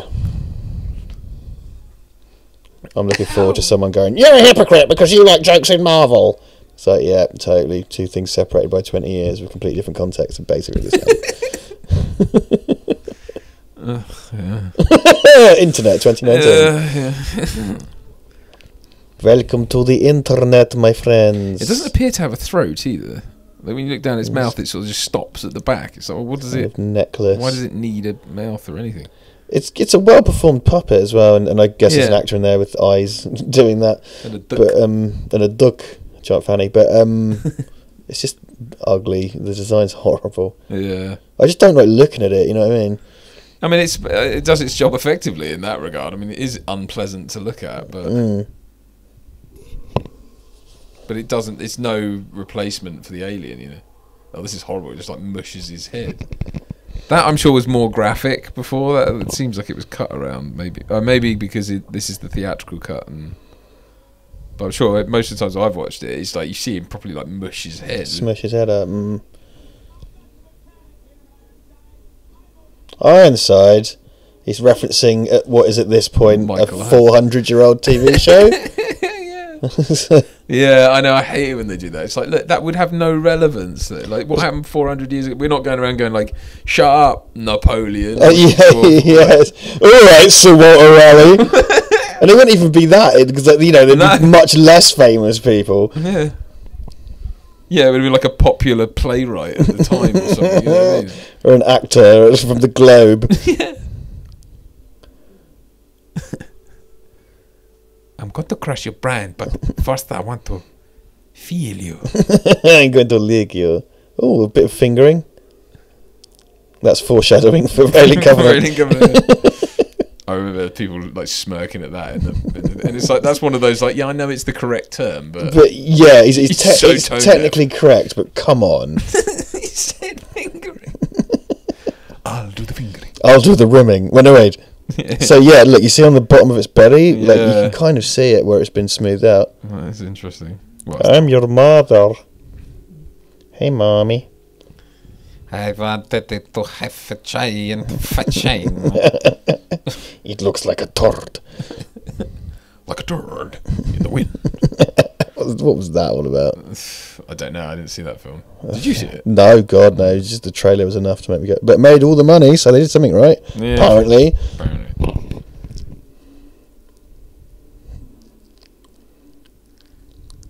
Hamid's Swiss Army acid. It's swacid.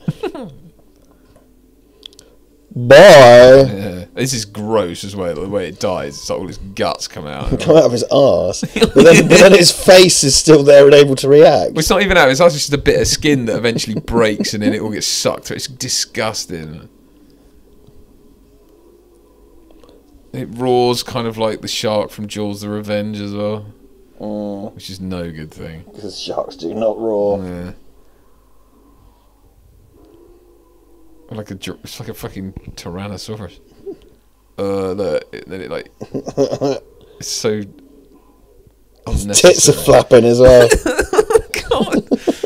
Gets his asshole sucked out It's through the way his his face goes last and does a little sad look. Yeah.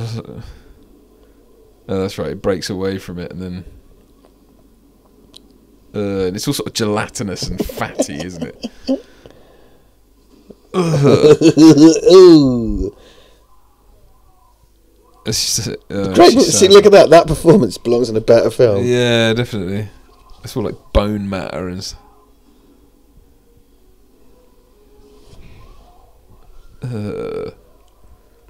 So, and then I want to see the guts coming out, and then I want to see its piss coming out its ass. It's like, really, is that necessary? I mean, look, this is where you just get silly. Look. Yeah, skull then. It's like how it somehow was alive through that. Should reform on the other side. I was going to say that when it like the camera comes into its perspective and all those bits come together and look like it. T1000 style. Yeah. Here's your victory lap, like from Alien 3, right? Yeah, right. So which country did they just blow Was up? that on Earth? I mean, it really... Yeah, they just destroyed a continent, didn't they? So it had landed on Earth? Well, it looked like it. That's really weird. Well, no, that can't be right then. Because that just destroyed a huge... If that must be a perspective thing. I think that's just not very good VFX. Yeah. I don't remember. I always thought the end of the theatrical cut didn't end with them landing on Earth. Well, I guess it sort of does. What did... Because it has a line about her having never been there, right? Oh, really? So, yeah, it's just like, oh, Earth. And she's like, what's it like? And she's like, I don't know, I've never been. Oh, well, no, because Ripley she's a says clone, that. right? Yeah, because she's a clown. She's a clown. Sending the clones. I don't think if you've got a busted window on a spaceship, you can make it through the atmosphere. That's right. It's not just some fire would come through and then you'd be all right. A wee bit of fire, and then you'll be fine. Oh, look, there's a lovely sunset. Through an evil window. You're kind of going up again. I mean, yeah, Alien franchise finally comes to Earth, I guess. Well, excellent. Those of you who stuck around long enough to enjoy that. That was juicy. It's a juicy, it's a wet one. A WO. A woe. Whoa. Yeah, see, all this sort of stuff is just like, what are we saying? What? So? And? Yeah. So, okay, but it's got all this portent because of the swelling music and stuff. Yeah. He was gay all along. Romp Earlman. Oh, and it's got a fucking Enola Gay thing going on it. The Batty. That's the thing, like, why are you referencing, like, fighter planes from World War II? That's kind of meaningless Bombers. at the end of the... I suppose they did just nuke a continent. I guess maybe that was blown up in space. It looked, because it had like a shockwave, so it looked like... Yeah, it was like right across the Earth, so it's like...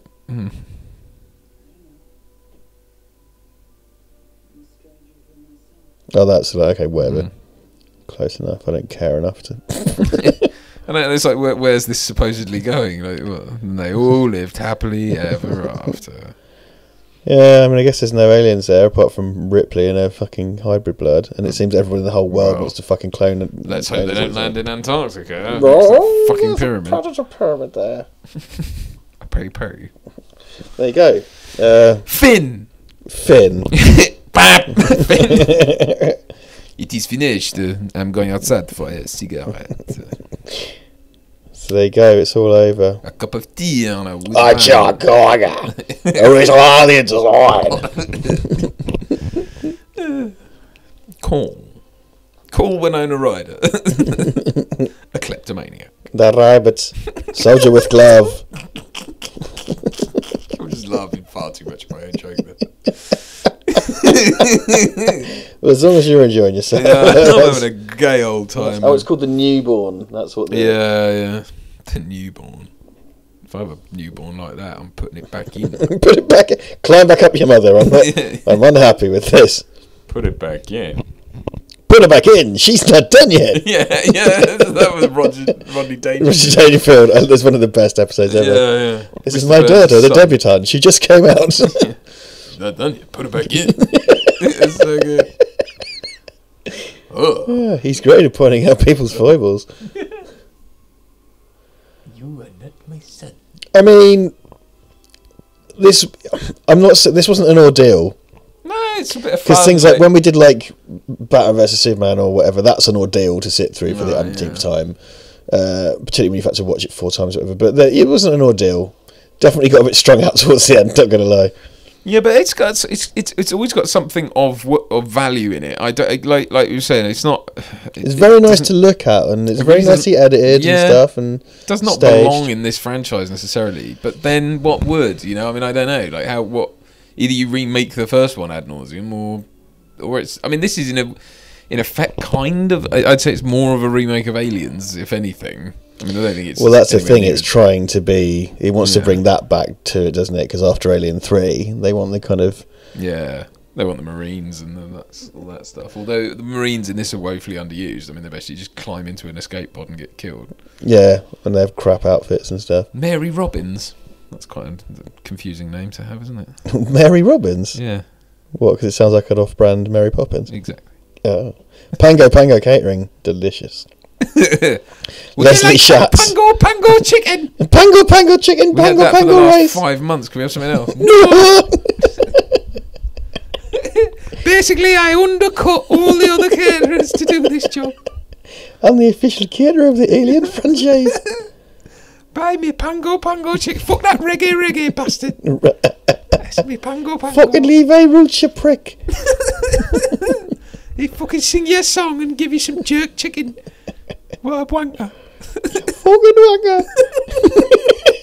It's got nothing to do with No, I was anything, going to really. fuck that in. Well, I guess some people in the UK might. If you remember, like 10 years ago, some guy with his... Well, you just need to get into the sauce aisle of your supermarket. Was it still there? Yeah, man, I bought some the other day. Nice. I barbecued half a chicken. It is just jerk sauce, though. Essentially, yeah. It's not particularly... I mean, it's nice. I like it. It's got a kind of slightly pickle flavour to it. Mm. There you go, there's the sauce review out of the way. Scott Scooter Metcalf. Scooter, Hey, Scooter. Where's Joe Pancake when you need him? Where's That's Dick true. Butler? Dick Butler, Joe Pancake. Underwater Unit, the most miserable fuckers on the ship. Yeah. Harold Hankins. The people stopping everyone from dying. R.I.P. These people. Mike Scarecrow Laramie. They've all got silly nicknames, haven't they? Yeah, I don't wonder how that Little comes Owl, about. Do they just do you have to, union rules mean you have to fill out a form for the credits and you just put your wacky nickname in there? Yeah, I don't know. Because I've never someone been else has asked to why. give you the nickname. I don't think I've ever been asked what I want to be credited as. Be like, Jeff Big Dick. Jeff Big Dick! Starring Jeff Big Dick. Richard Thundercock Jackson. Thundercock! God. It doesn't work in that accent. What's your name, mate? Richard Thundercock Jackson. They call me Thundercock. Do they? Do Thundercock. They call me Thundercock Giga. Doug Dooley. HR stands for Hard Rod.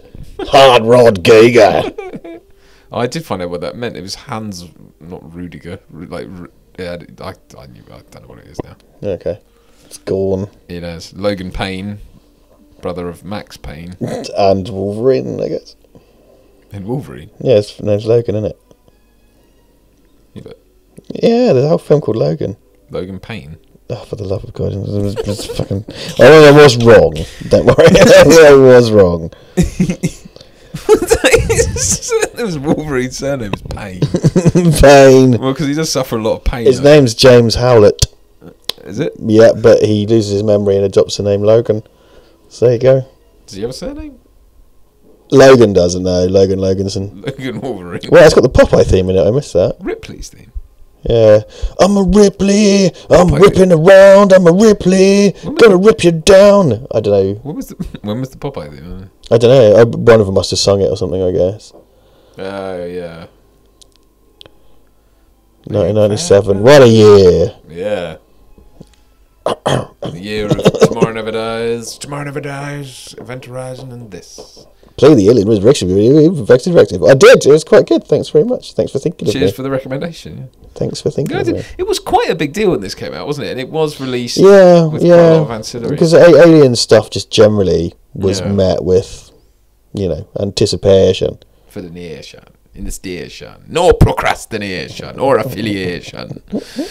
Well, very good. Thank you very much, everyone, for listening. We will sign off now as the warning from the FBI plays, or whatever plays, telling us not to copyright. Oh, not to copy it. Anyway, I hope you enjoyed that. Thank you for sticking around for these 4 commentaries on these here 4 films. Whether or not we do further films in this particular genre or this particular franchise, I don't know. That would require a lot of... Yeah, that's my non-enthusiastic. We'll see. We'll leave it at this for now, maybe, but we'll run out of ideas sooner or later, so we'll come back with more. Thank you very much for listening and watching, and we'll see you again next time. Cheers. Goodbye. Boy. I'll pop outside, man. I'll live in your mum's vagina. Hi, everybody. It's Duncan Casey. I just wanted to take a moment to talk to you about our new storefront at redbubble.com. Yeah! We have all new merchandise, including t-shirts,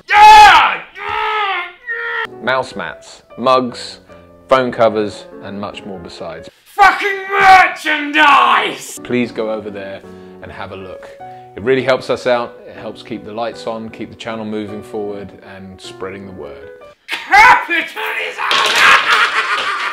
So please head over to redbubble.com, links in the description, and check it out. Support your 7th or 8th favourite YouTube channel by buying crap, tat, junk, hogwash and filth at redbubble.com/people/Val Verde Shop.